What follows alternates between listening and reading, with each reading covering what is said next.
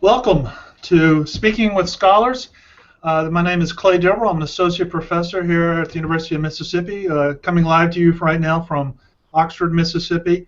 We're fortunate today to have Dean Shepard and Mike Hitt with us, and before I truly introduce them, I do want to highlight that this is, you can interact with us still, so many of you are already sending questions, which we'll get into here shortly through Twitter as well as through email, but you can also follow us as you're doing right now on YouTube, but also through Twitter. So that is ENT_webinar_AOM. So feel free to send anything that you may have or any questions that you may have that come up during that time to Mike and Dean, and we'll try to get that to them and ask them. So once again, very fortunate to have two outstanding scholars in the entrepreneurship area and in management in general. I'd first like to introduce Dean Shepard, who is the Randall L. Tobias Chair in Leadership and Professor of Management and Entrepreneurship at the Kelley School of Business in Indiana University. Some of his highlights include he has published or accepted for publication approximately 95 peer-reviewed articles in the top entrepreneurship journals, JBV, or Journal of Business Venturing, I should say, Entrepreneurship Theory and Practice, the top management journals, Academy of Management Review, Journal of Management, Management Science, Organization Science, and Strategic Management Journal, and operations journals, including the European Journal of Operational Research, as well as the Psychological Journal of Applied Psychology there too. Presently, Dean serves as the editor-in-chief of the Journal of Business Venturing. So, Dean, welcome, and thank you for being here. Thank you. I would also like to highlight, introduce Dr. Mike Hitt, Distinguished Professor of Management at Texas A&M University. He holds the Joe B. Foster Chair in Business Leadership.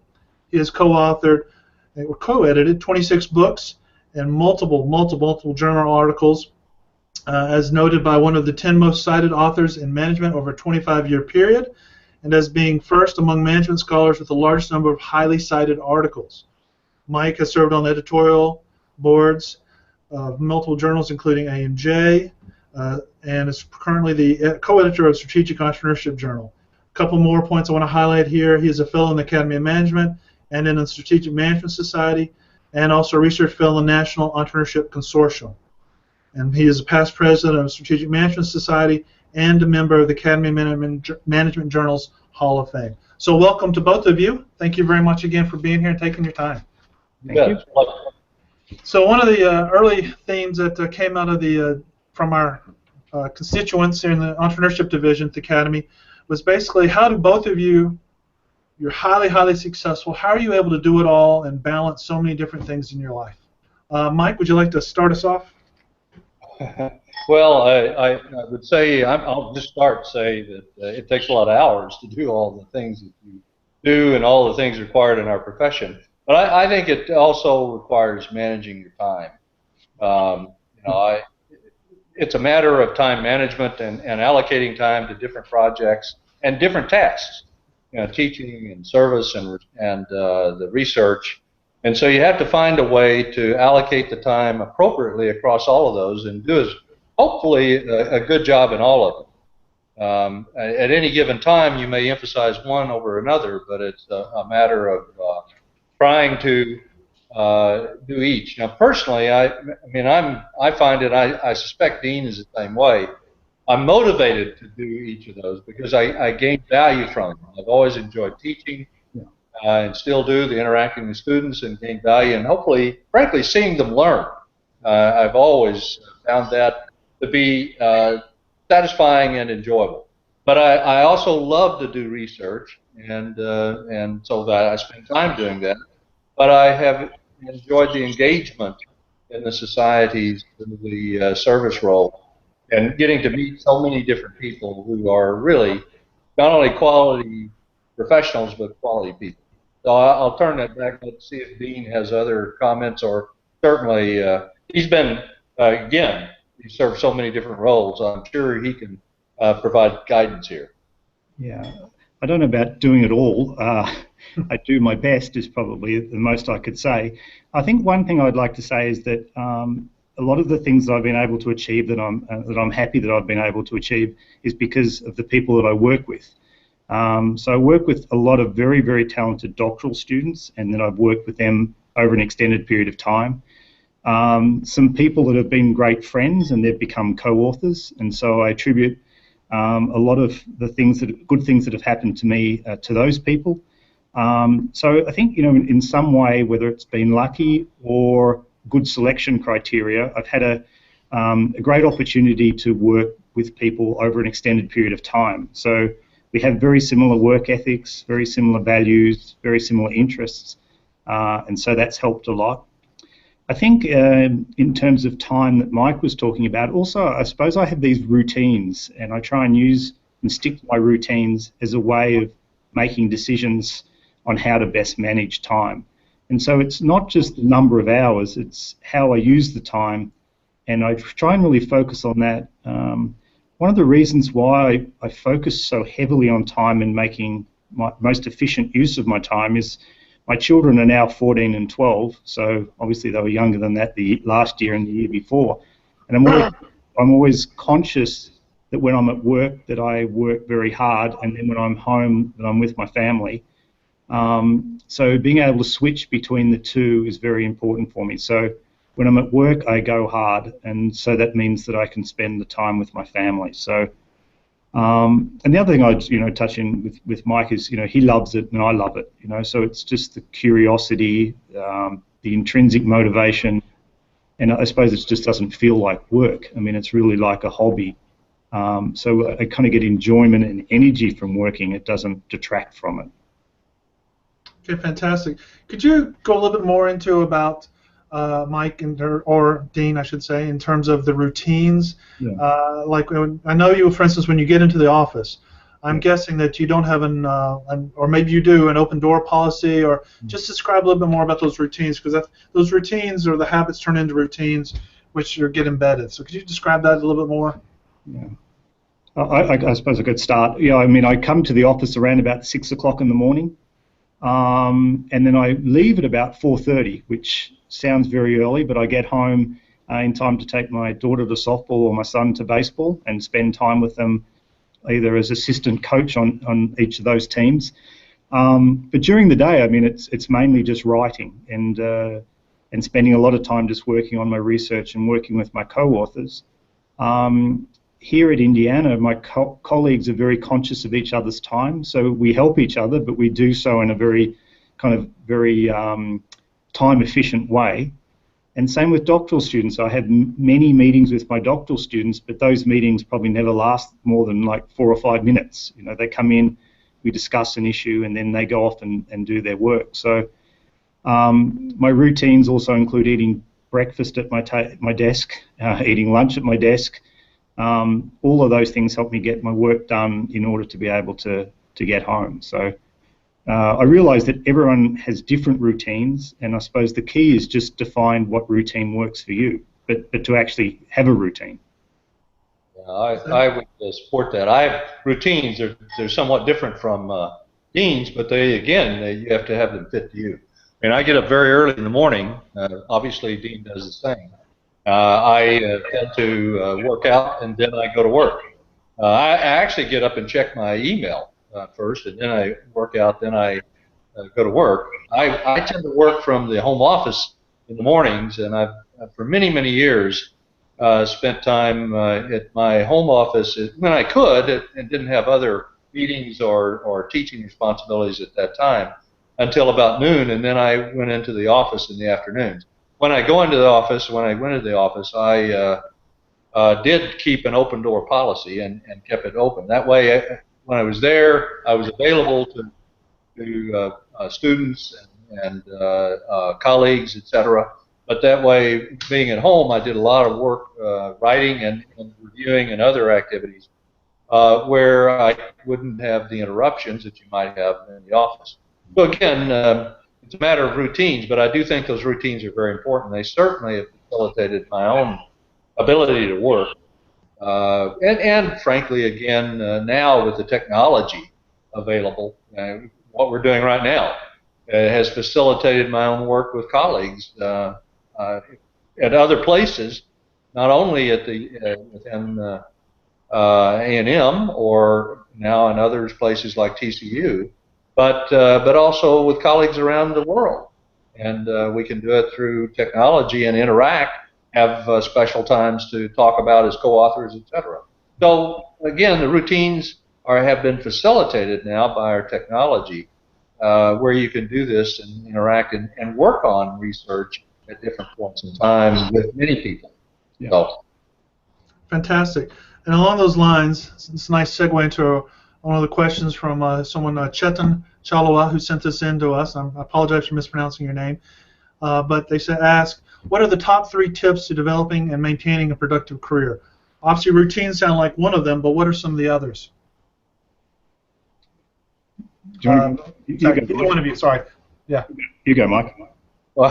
Okay. Well, I don't know that there's any perfect answer, because it has to do with each of us and what we have to do.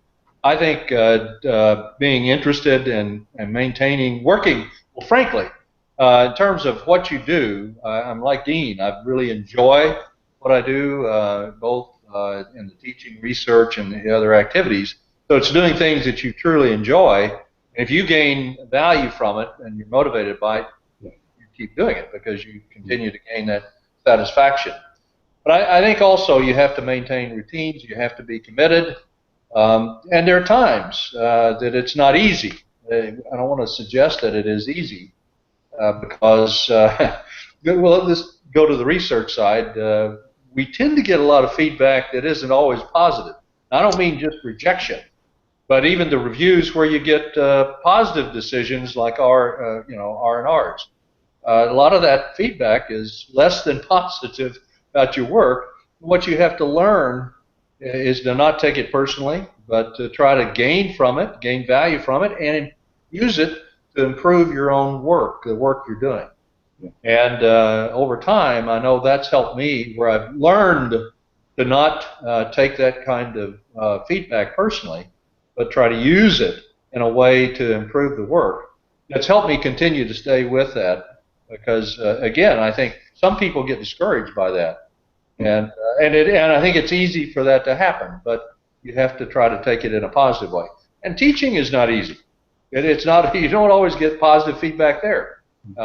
Fortunately, I've gotten quite a bit, but on the other side of it, there are times that I haven't, and I've learned from it. I think the key is that you continue to learn, you continue to grow, and I continue, even at this stage in my career, to learn and gain value from what I'm doing. So if you can do that, that helps you remain active and productive, hopefully. Dean? Yeah, I mean, I agree with everything that Mike said. I just go back to the importance of people.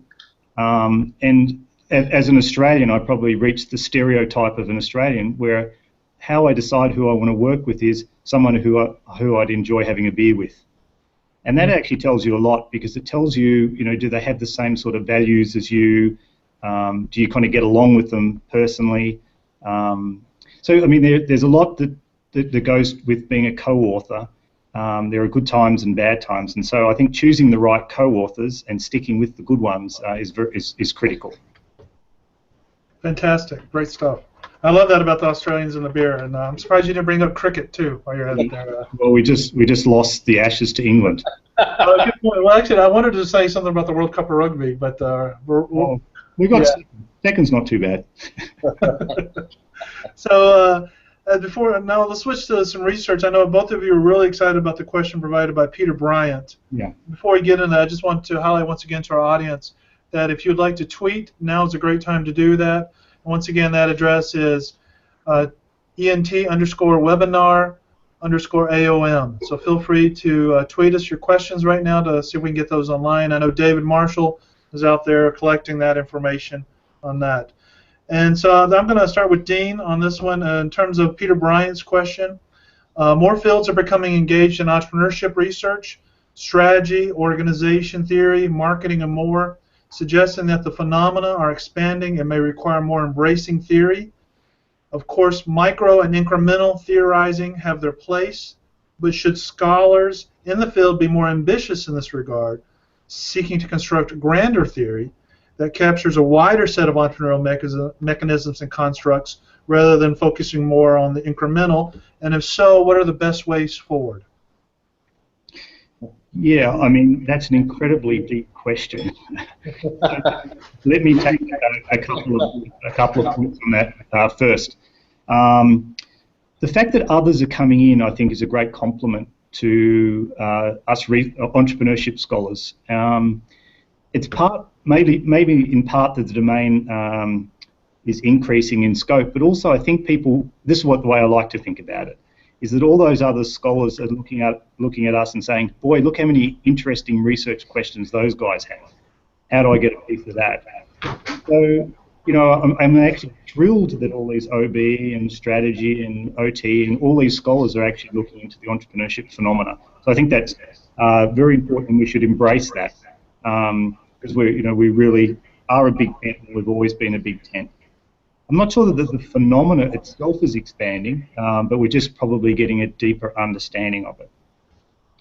So how do we think about the latter half of Peter's question? It's really asking, is there a meta theory of entrepreneurship?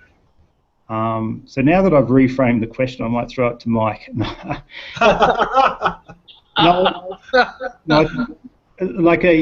What would a meta theory look like? And I'd have to give this a heck of a lot more thought. I tried to think about the way the field's heading and wrote a paper on that called Party On earlier this year, trying to think about some of these kind of broader domain issues and what research will actually kind of change the boundaries of the domain of entrepreneurship and areas that we think that are important to study. But maybe what he's thinking about is, are there research opportunities to study opportunity? How do we overcome the uncertainty about uncertainty? I don't know whether that's what he's trying to get at in terms of these kind of meta theories. But it's definitely food for thought, and I want to think about that a little bit more. Okay. Well, thank you, Dean. Yeah. I also think that this is an incredibly deep question and a very good one. Yeah. One that I hadn't really thought about per se, thinking about entrepreneurship, but I also think that it is highly relevant to the field of entrepreneurship. Let me preface my comments by with a couple of other statements. One, when I look at the field of entrepreneurship, I think it is maturing, not mature, but maturing.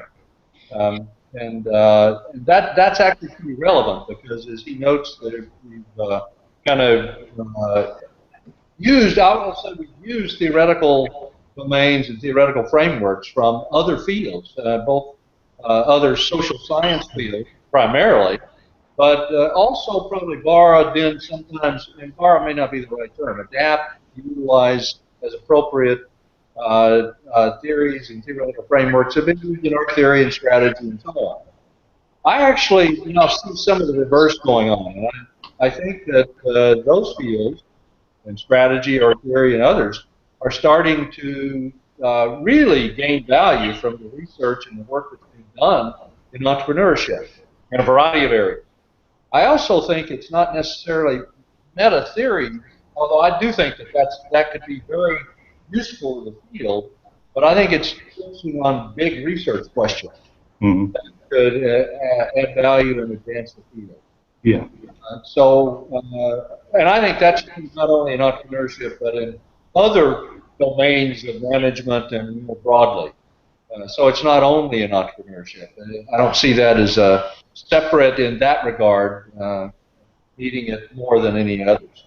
So I do think that I don't think that there's lack of value in kind of micro and incremental theorizing and the research that we do, but I do think that it's as we can advance and move forward, it will help the field. I also believe that kind of the multi-level of research, you might say, where we cross the domains of micro, macro, and that's really more broadly. But entrepreneurship has been doing a lot of this kind of research for a while, and actually I think contribute to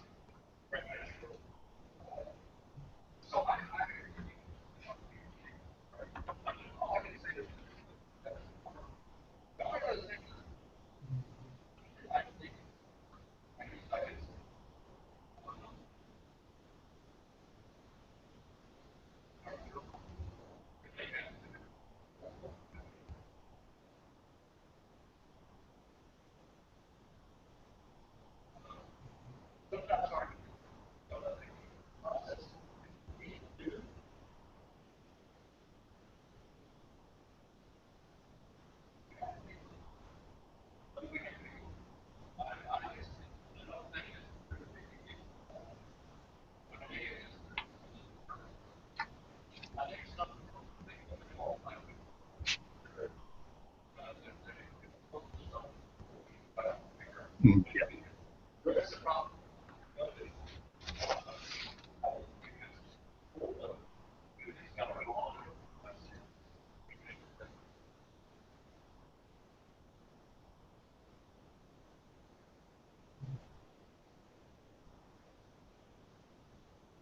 In the reviews.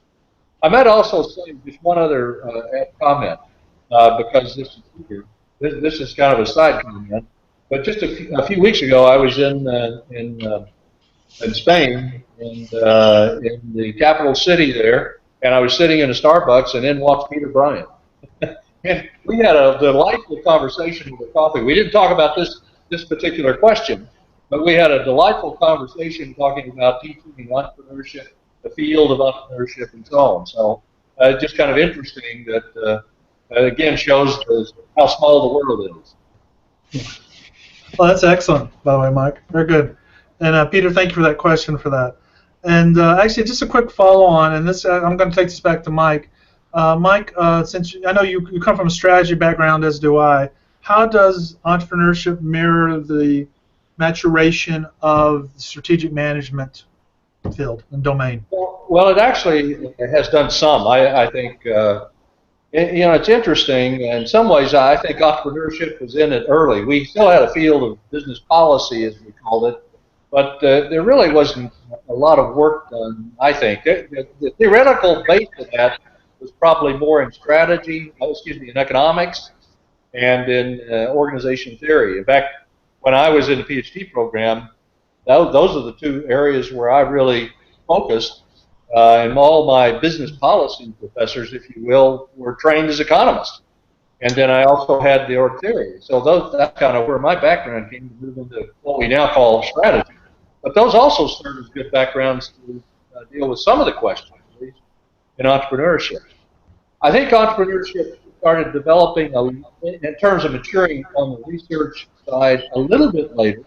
Although it's old, it's an older and it has a strong and lengthier kind of life, if you will.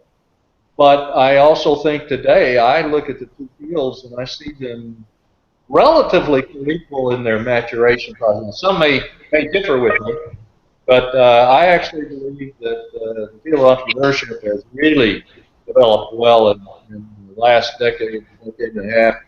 And it's thanks to people like Dean and others who have really played leadership roles in moving the field forward, both theoretically as well as in terms of the type of research. Okay, excellent answer. Now, Cynthia Zhang has a really good question, and Dean, I'm going to come to you for this one. And this actually links back to what Mike was describing in terms of the research questions. Mm-hmm. But should developing theories revolve around specific problems, quote, problems related to entrepreneurship? If so, how? So, should questions relate solely around entrepreneurial problems, did you say? Yeah, yes. Mm-hmm. Yeah. All right, so, I suppose we need to ask ourselves that, yes. Research can focus on entrepreneurial problems. I suppose the question there is, that there's a phenomena, and then are there anomalies, or are there actions, or are there surprises that exist in the real world of the phenomena, and can we explain those? And so, when thinking about structuring a paper, you might think about starting with the phenomena and what the problem is as represented by the phenomena, but then talk about what do we know about that from the literature, and what's the gap in the literature. So I think both a problem in the phenomena is necessary but not sufficient for a theoretical contribution. Right? So we need to know what the problem is, and then we need to say there's a specific gap in the literature in explaining that problem, and therefore this paper sets about trying to solve that gap. Are there gaps in the literature that don't have any kind of phenomenal importance? Perhaps there are, but they're obviously not as good papers as those that kind of address a real life problem. Okay, excellent. Mike, do you have anything you want to add to that? No, I think that's excellent. I don't really have a lot. I think the only other thing I would say is that, of course, if it's addressing a problem, it probably has value, but one of the things you have to do is, in addition to showing that there's a gap, you have to convince others that by answering that question and filling that gap, that it's going to add value to our understanding or knowledge and of entrepreneurship. You know, I think there are many, many different questions that can be addressed, and important ones that we still need to address. So I think there's a lot of opportunity in the field of entrepreneurship to do really good research that will add value to our knowledge. Right, and I just add on to that. You know, I know like we had Sarah Savathi on last time to speak with the scholar, and you know the whole theory of effectuation and what that is, and that focus right there on the resources. So also, Alok Gul, hopefully I pronounced that correctly, has a question surrounding what are your thoughts regarding the emerging role of the open innovation concept in entrepreneurship, especially in SMEs? Yeah, I mean, Dean, please, yes. I mean, open innovation has been a concept around for a while. You know, I like the idea of thinking about it in terms of the entrepreneurial context for a couple of reasons. One is I think we could do more in terms of user innovation and studying user innovation. So how do people use particular products may actually provide us some insights in how we can create new products or come up with new markets. I also like the idea here that the opportunity really represents a mechanism or a linchpin between the entrepreneur and this community of users. And so as the person thinks about the opportunity and releases it to these users as part of the open innovation, the opportunity is not kind of pre-packaged and fully formed, but actually goes through a number of different refinements. And in doing so actually changes the community and perhaps changes the entrepreneur. So I like the idea because it creates a whole lot more of a dynamic process to entrepreneurship rather than, you know, thinking about opportunities as fully formed and then being implemented or thrust upon the community. That it's a lot more of an iterative, dynamic process between the entrepreneur, the community, with the opportunity really kind of changing and refining over time as the entrepreneur and the community changes. So I think there's great potential to kind of explore this issue further. Okay, excellent. Mike? Well, I think Dean did an excellent job answering that question. I do think that I really like the idea of 2 points that he made. One is the notion of user entrepreneurship, and that clearly is relevant, as he noted, when you think about open innovation and the I'll call it incremental development of understanding how technology or an innovation can be used and the value of it and the development of it over time. So this area gives you the opportunity. You can do it in other ways as well. There's been some recent good work on user innovation that I find very interesting. It's not necessarily focused per se on open innovation, but I think that provides the opportunity to do that. Yeah. Okay, excellent. And actually, we just got a tweet from Inbal Demiri, and they ask, what do you see as the main research trends in entrepreneurship studies? So this gets us a little back to what also Anonymous had quoted to us in terms of macro focused research moving forward, but big trends that you see and also type of theoretical areas, both in regards to content but also into methods. And Dean, I'll let you go first since you're the editor of General Business Venturing on that. Okay, so I suppose my normal answer is, because people do ask me what's hot, and then I always kind of think about, well, it might be hot for someone, but it may not be hot for you. By the time you start pursuing it, it might not be hot anymore. So my advice is normally kind of pursue what you're passionate about, and perhaps what you have some idiosyncratic knowledge about might serve you better than pursuing what's hot. But eventually I relinquished, and I wrote something this year where I tried to say where those areas of vitality might be. So some of them have to do, partly related to my previous answer about this open innovation, is really this concept about kind of this opportunity refinement or this community of inquiry where opportunities are in the mind and the community adjust over time. But also I think we've done research on entrepreneurial action, for example, and so we either act or we don't, and it's this one big thing. And we know that research in nascent entrepreneurship has said we don't just create an organisation or not, there are a series of activities that come to making that organisation. So maybe what we need to do is study the activities that make up different forms of entrepreneurial action. And in that way, I suppose we're creating a micro foundation of entrepreneurial action. So I mean, I'm kind of requesting that we go a little bit deeper there. I think we also need to keep doing more research on the relationship between emotion and cognition. So we often think about how emotion obstructs cognition, but how does cognition stimulate emotion? And if cognition can stimulate emotion, then how does emotion then stimulate cognition and create some sort of virtuous spiral or deleterious spiral?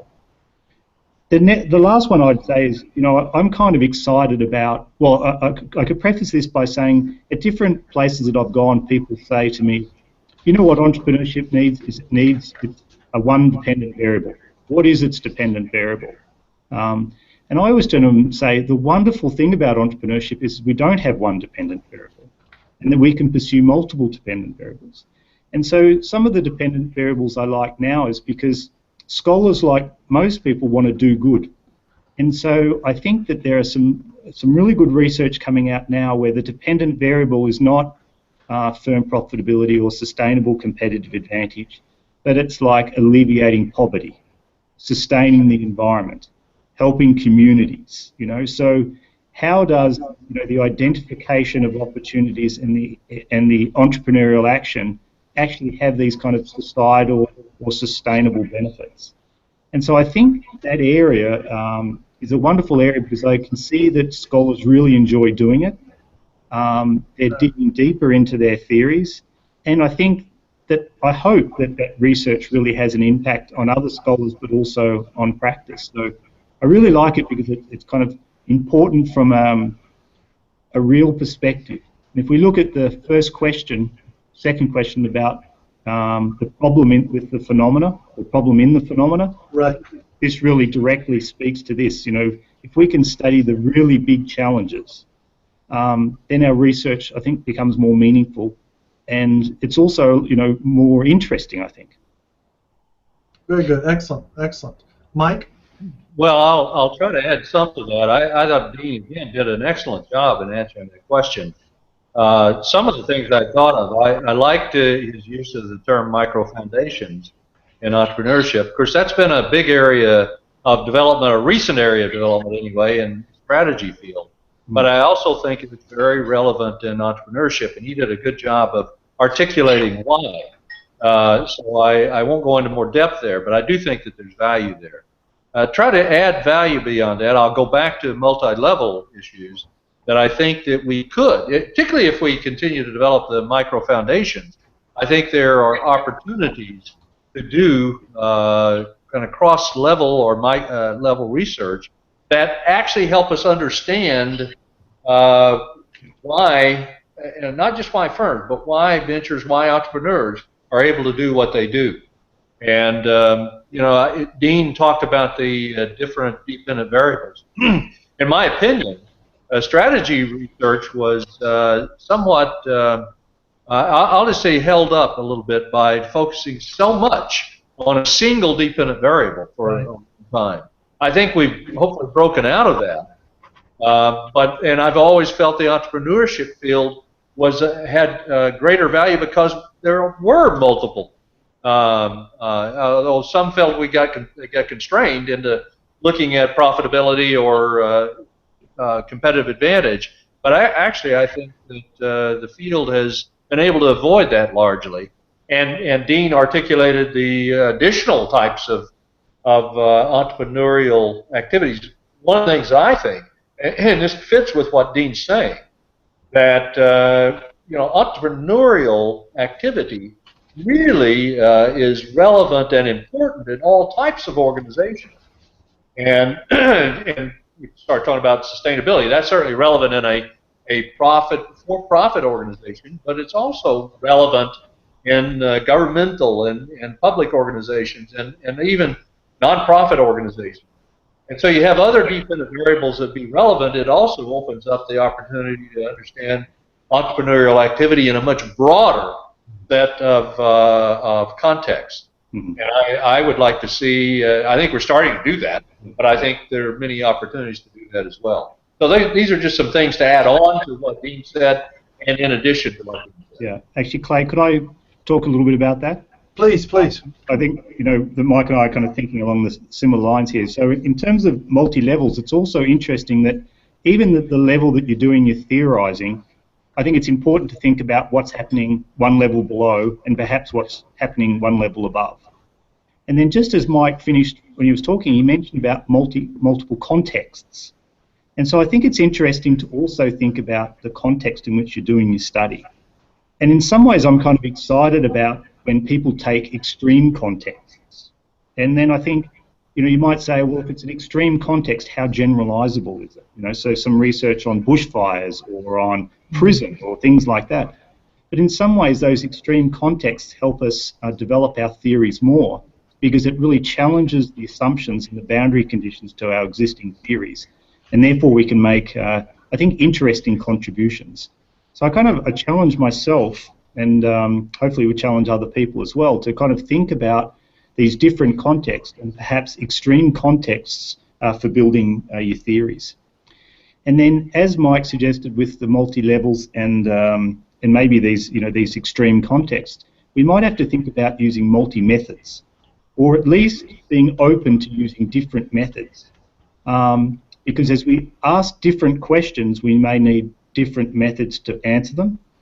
Or as we start to think about using different methods, it might actually open up different research questions that we'd never thought of before, because our thinking was constrained by previous methods.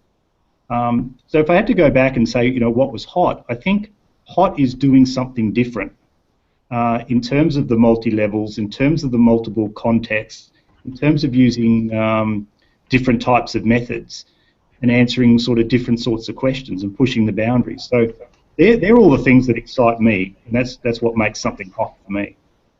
And once again, doing it well too, which is a really important part. Of course, yeah. Especially with the mixed methods that we were talking about there too. Right. Mike, would you like to add anything to the method side of that question? Well, I do agree with Dean on multi-methods. I actually think that multi-level work has two parts to it, and Dean briefly mentioned that. First, you have to think about it theoretically, because most of our theories are focused on a single level. And I don't think that that's bad. I think that's where we've been, but we're at a point where in the development of our field and understanding of what we're doing, say in entrepreneurship, we probably can think beyond that, but that requires either trying to extend the existing theories to different levels, or trying to integrate theories or develop new theoretical frameworks that help us understand the multi-level. On the method side, absolutely, it challenges us. Both the different contexts that being noted, it may require different methods, but also if you do the multi-level, it likely requires oftentimes multi-methods. And that challenges us. It challenges me if I'm trying to do that, because I'm trained this day and I've used certain kinds of methods, but I may not understand the nuances of using some other types of methodologies. So I have to either add co-author, bring a co-author who can really help me there, or somehow learn it. And what I've done, I go like what Dean said earlier, I've been blessed to have some outstanding co-authors that really add value to what I do. And I couldn't have done what I did without having them, and either theoretically or methodologically. Mm-hmm. Okay, excellent. Great stuff. Also, let's take a little time now, because I know both of you are editors. Mm-hmm. So, Mike, could you follow up a little bit about Strategic Entrepreneurship Journal and the type of entrepreneurship articles that would fit well there? Because I know several people have asked questions regarding about journal targets and what fits well and things like that. And Dean, I'll give you the same question for Journal Business Venturing. Well, I'll do my best here. Obviously, there are going to be articles that would fit across any of the major entrepreneurship journals that would also fit in SEJ. But I also think they are looking. I mean, the title of it is Strategic Entrepreneurship Journal. So they're looking at questions that have a more strategic frame. Although when we originally developed that journal, we kind of set out the frame and we talk about things like even creativity, but being creative within I'll call it kind of that strategic frame. So it still has that framework, but it doesn't have to have a strategy emphasis per se. It just has to be a relevant question that I think has strategic implications, et cetera. But there are many entrepreneurship questions, research questions that would have implications in that regard. So I think the key is the strategy is important, but it doesn't have to have strategy in the research. It has to have some strategic implications, which really covers a lot of the entrepreneurship research. Yeah, as Mike mentioned, so we have a number of journals. So I think the main ones are Journal of Business Venturing, Entrepreneurship Theory and Practice, and the Strategic Entrepreneurship Journal. And I think more about the field than I do specifically about the journal. And I think the field has benefited a great deal from having these three very high quality journals. There are also some others, of course, Entrepreneurship and Regional Development. Specifically to the Journal of Business Venturing, you know, when we talked before about doing research and saying we need to be kind of entrepreneurial in the way that we do research, in terms of choosing questions, our theories, our methods. I mean, I try, and I think some of the authors will probably disagree with me, but I try to be entrepreneurial in the way that I run the journal, in that I'm trying to focus on what I believe is the most interesting. Now, I'm not the only editor who says we want to publish interesting research. What does that mean? I mean, it means that we have to be able to be prepared to reject papers that are very well done, but that aren't particularly interesting, that they don't sufficiently advance the field. So our journal is multidisciplinary, and so in the journal we've actually created editors that are from different disciplines: economics, sociology, psychology, from different functions, from management, from accounting and finance, marketing, and also multi-contextual, some experts on international business and sustainable and social. And so the only thing that really ties us together, we don't have a preference for any philosophy of science or any particular methods or any particular theory or anything like that, but we have to be about entrepreneurship. So it has to be a paper about entrepreneurship. We differ a little bit from some of the other journals, not necessarily the entrepreneurship journals, that now some of the journals like the Academy Management Journal are trying to make a decision after the first round. So you get to revise and resubmit, the next decision's a big one. And I've contemplated doing that with the Journal of Business Venturing, and I can understand why AMJ did it and why it makes sense for them. But for me, and I've got some pressure from the publisher to do that as well, for me it's not just about a matter of accepting or rejecting papers, but it's about developing papers and also developing scholars. So I'm happier to go through 2 rounds, 3 rounds in order to get the paper as good as we can possibly get it, and also to help people become better scholars rather than just a selection mechanism. Other than that, I think that the journal, the JBV, just speaking for JBV, it's doing very well. The impact factors are very high, higher than a lot of the traditional, what you might consider A journals, such as SMJ, Management Science, and the like. I think we're doing well because we have wonderful field editors, and we have a wonderful review board who do excellent, timely, and high-quality reviews, and people are sending us their very best manuscripts. So the journal's doing really well, and I'm very happy with it. Okay, excellent. And actually, this is a good follow-on question from Cynthia Zhang. She basically says, when you first began writing a paper, how much do you consider the paper journal target? So how much does the journal target influence the paper, or what's that relationship in your opinion? And we'll go with Mike here on this one. Well, generally, I don't consider the journal target in the initial stages of doing the research or a paper. However, before I submit it, I do consider that in the sense that I want to make certain that it does deal with a topic and methods, etc., and the way you focus the paper that fits the journal. So I do some tailoring, if you will, as you get to the stage of submitting, but not early in the process. What I'm focused on at that stage is, hopefully, is trying to do as quality a job as possible. And I say I think that's what we should do. And I don't think that we should develop a paper solely for a particular journal, but try to do really quality work, and then to a degree find where we think the best outlet for that work would be.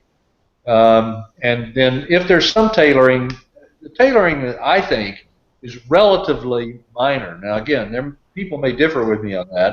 I do think that there are certain journals that focus on different topics. You just had us each talk a little bit about 2 of the entrepreneurship journals. But in my opinion, by the way, the 3 entrepreneurship journals have been more open to quality research and to a variety of types and methods and kind of research paradigms than some of the other journals in our sister fields. And I'm thinking about the 3 that Dean mentioned and the 2 we talked about in particular, but there are others, as he noted. So I do think that, to me, the issue in the beginning is to do and to focus on trying to do quality research, address a really important, what you believe is a really important research question, and to do that well, and then find the best outlets for that work. And that's what I've typically done with my own work and mine and my co-authors. And that's what we've tried to do. And I hope and I believe that that's the best way to go. Yeah. Dean? Great. Dean? Yeah, I mean, when I was at the University of Colorado, Anne Huff was there. She was the president of the Academy of Management at the time, and she wrote a book called The Craft of Scholarly Writing. And in that, she suggests that you should always have in mind which journal you're writing the paper to. I've never done that. I've kind of had more Mike's approach, where I kind of go where it takes me and write the best possible paper that I can. And then I think I sit back and I think about, what does this paper feel like? Does it feel like a JBV? Does it feel like an AMJ? Does it feel like something like that? And I know that may not provide much advice, because that's kind of like a tacit knowledge. I also engage in some of the tailoring that Mike says. I think that's very important. But as he also said, I think it's only kind of a very minor or incremental thing that you do at the end. The one thing, one advice I'd probably give the person is that have a look at the most recent sites that you're offering in your introduction. And that might be the place that you submit the paper, because the sites in the introduction are really saying, this is the conversation that I'm entering. And the most recent ones are the most recent elements of that conversation. So you want to submit the journal not necessarily based on the theoretical, who you're citing in your theory or who you're citing in your methods, but who you're citing in your introduction. And that helps you decide which journal you go to, because it's a choice of which conversation you're going to enter. So that might be a little bit of a guide. Just have a look at what you're citing in the first couple of paragraphs of your introduction. That should give you an idea where you want to submit the paper. That's an excellent suggestion, especially when you're talking about the fit, like we just did, like you did for JBV and SCJ there. So great. We do have one more tweet, and this is one more theory question before we move on to some other things. And we've covered some of this already. This is from Ranjoy Kudri. I'm sure I mispronounced that. I apologize. And basically, the question is, what are some hot trends / significant research gaps in the field of sustainable entrepreneurship? We talked briefly about that in terms of sustainability and survivability, but is there anything you'd like to add to some of your earlier comments in terms of that sustainable entrepreneurship? Dean, sorry. Me, okay. I think it's wide open. I mean, we're only just starting to get in that area. The one thing that reminds me when I look at the sustainable social entrepreneurship research is, the good thing is people are really passionate about it. The bad thing is people are really passionate about it. In that everyone wants their definition of sustainable or social, and they won't let anyone else proceed with their papers unless they kind of pursue something that's consistent with their own. So the only thing I would encourage people to do is allow people to have a different perspective to you about what social and sustainability is. They could equally be as motivated to try and make a difference as you, but I think we need to give this topic some room to grow and breathe before we try and totally refine and push it down a particular path. So I would just encourage people to, to pursue what interests you in sustainability. And for those people who are readers and reviewers, look at what the person's trying to say and how you might be able to use that in your own research, and look at what the opportunities are, and not to see them as threats and try and constrain other people's thinking. I think we need to be very broad and very open-minded about a whole host of different things in this area now. Let's worry about some of that other stuff a little bit later. Fantastic. Mike?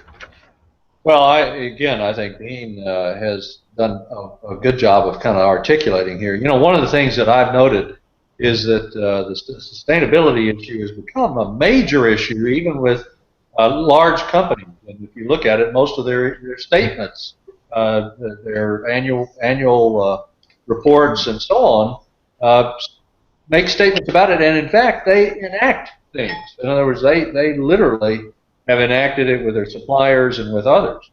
So I think there are a lot of opportunities across the field in terms of sustainability becoming a big major issue. But I also think that there's still, it's kind of a new area, and new in the sense that it's been around now for a few years, but it's still a new area in terms of research in particular. And as Dean noted, you have two sides, the passion of doing it, which is important, but you can get caught up in that passion. We also have to be sensitive about still doing the quality work. Yeah. And finding and searching for definitions that fit. I think the openness that Dean talks about is relevant. I don't think that there are clear trends. I don't see clear trends right now, other than that there's a lot of work starting to be done in this area, and it's needed. And I like the openness that Dean argues for on the side of, we'll say, editors and reviewers, but also in the field, so that we can develop it. And I think, again, it's selecting topics in which you have a personal interest, motivated to do well.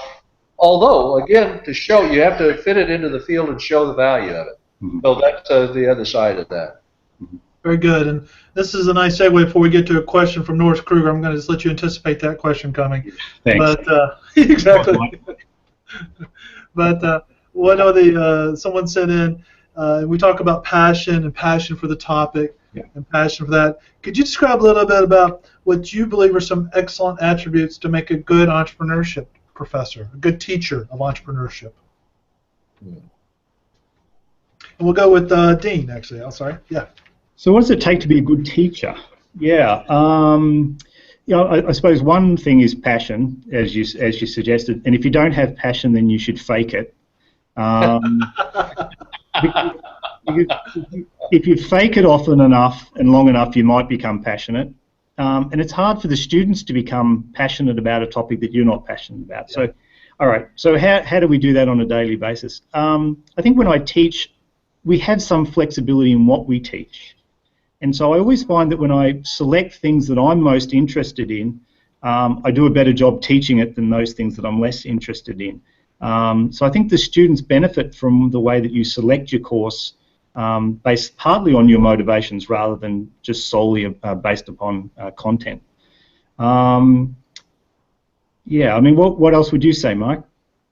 Well, I find there's always some idiosyncrasies, as you noted, Dean, and each of us, how we teach. And yeah. I think I taught a number of different courses, including those in entrepreneurship. What I find is that it's engaging. The students finding their interest and getting them involved. And I think if you, as Dean noted, if you show passion for what you're doing, that comes across to the students and hopefully many times gets them engaged. Yeah. So in terms of the content, I mean, again, it should fit what you're interested in and fit the content of the course. But I believe a lot of this is in process. Yeah. In terms of what you do teaching. frankly, again, what I look for and what I want to do is to help the students learn. And I like to see, as I call it, the lights coming on when I teach. And you can see it if you are paying attention to your audience. When you see they really do understand. Part of that's in the way they respond. Part of it, obviously, is how they respond in other ways that requirements of the course. But I find it, you can see it in the classroom, and it's getting them involved, engaged, and showing your passion. So, from my standpoint, if you can do that, there'll be a lot of value. And so, but I think those kinds of statements can go for any course, not just in entrepreneurship, in any content. Yeah. And I've taught across, and I still believe that. Now, again, you got to know your topic and know your subject. So it isn't teaching the same content. It's the process that, to some degree, would be generic. There are also some things that are idiosyncratic to each type of course and content. Yeah. Yeah, I would just add one other thing, and I think it mainly relates to when I was a PhD student. I was teaching an MBA course.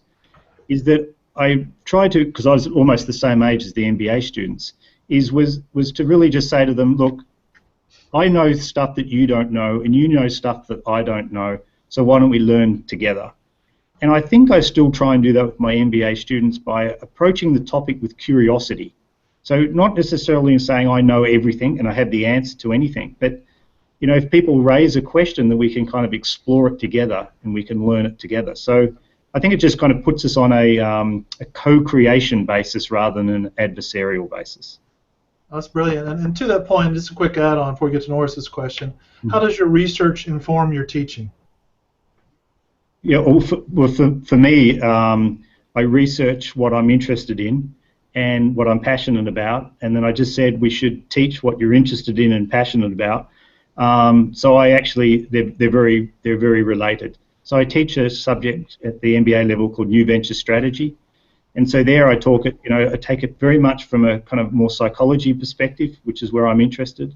So I teach them, I think, how to think about thinking, how to kind of recognize and regulate emotions, how to take actions under levels of high uncertainty, how to recognize that failure is part of the process, but how to kind of regulate your emotions with failure and be able to learn from the process, how to make sense, how to move on. So it's almost exactly the same as what I do in my research as I do in the classroom.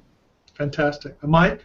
Well, I would say that I clearly do bring my research into the classroom. I have learned to do that. I'll say I didn't do that early in my career, but of course I didn't have as much behind me then, other than what I hopefully had learned prior. But as I've gone on, I think, one, the passion, if you're really passionate about your research, that'll come through in the content of what you're teaching as well as in the way you present it.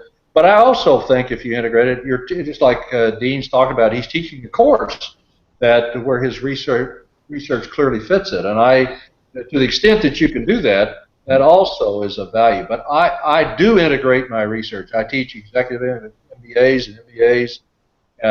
If I teach in strategy or I'm teaching in entrepreneurship, I'm bringing forth content in there from my research. You also have to believe in your research, and if you believe it has value, then there should be value for them. And hopefully that is going to add value not only to them, but as you say, I learn. I've got research ideas from my students, particularly my executive MBAs. I've gained some research ideas that have helped me take the next step. Yeah. So I think it has many values in integrating research, but clearly I do that and have continued to do that for a number of years now. Yeah, I was going to say, and just to add to that point, I love how both of you encapsulated the passion and intellectual curiosity, both in the research side and the teaching, but you can see how they blend together and why you've done so well, why you've been so successful.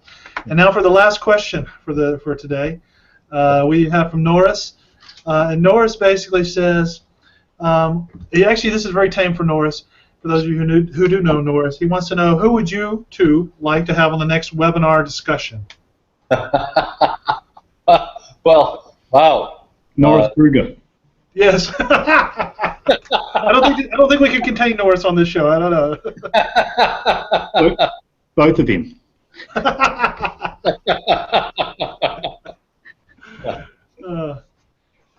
Well, go ahead, Mike.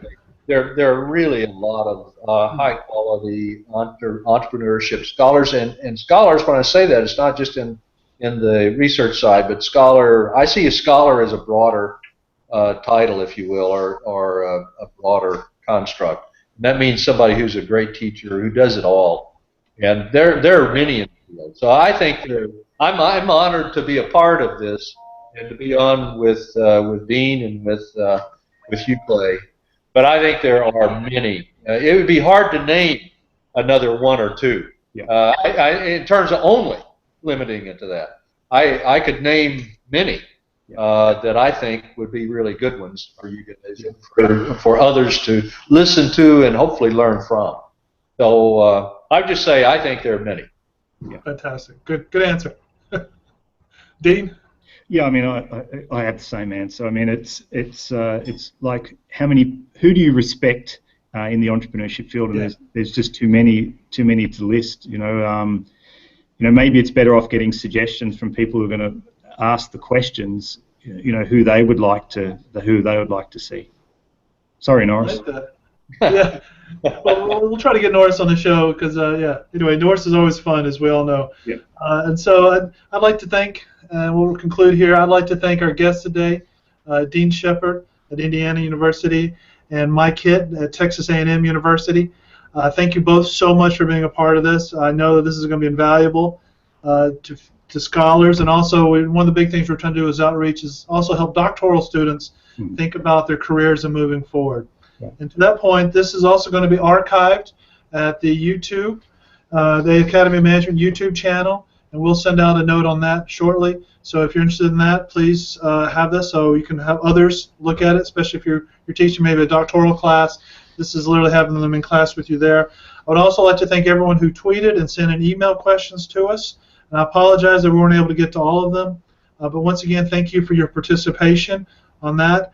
In addition, I'd like to thank Kathleen Randerson with the Communications Division from EDC Paris. Also Jason Lorty with us here actually at Ole Miss as a visiting scholar, and David Marshall, who's been helpful, very helpful in a doctoral student. Anybody who wants to hire him next year, please look out for him. And thank you once again, everybody, and have a good day. Thank you. Thank you very much.